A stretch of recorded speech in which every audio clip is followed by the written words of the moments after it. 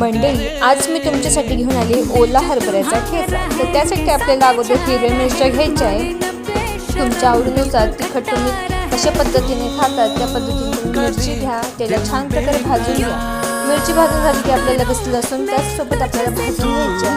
मग आपले लसूण आणि मिरची छान भाजून झाल्यानंतर आपल्याला जो हिरवा हरभरा असतो ना तो सुद्धा यामध्ये ॲड करून घ्यायचा आहे आणि 2 ते 3 मिनिटं तरी 2 ते 3 सेकंद आपल्याला यामध्ये फ्राय करून घ्यायचं आहे। त्याला प्लेटमध्ये आपल्याला काढून घ्यायचं आहे। काढून झाले की मग त्याला आपल्याला ना आपल्या खलबत्त्यामध्ये आपल्याला त्याला वाटून घ्यायचे। थोडी कोथिंबीर घालायची आणि त्याला आपल्याला मुसळीने ठेचून घ्यायचं आहे। त्यानंतर आपल्याला नमक घालून परत त्याला दरदरा असा बारीक ठेचून घ्यायचा आहे। बघा अशा पद्धतीने आपला हरभरा आणि मिरची ना ती अशाच पद्धतीने ठेचून झाली पाहिजे।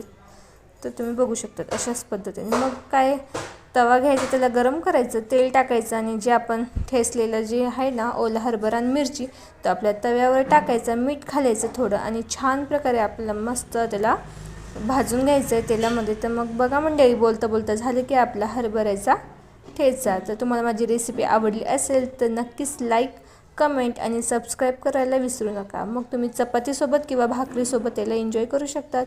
थँक्यू।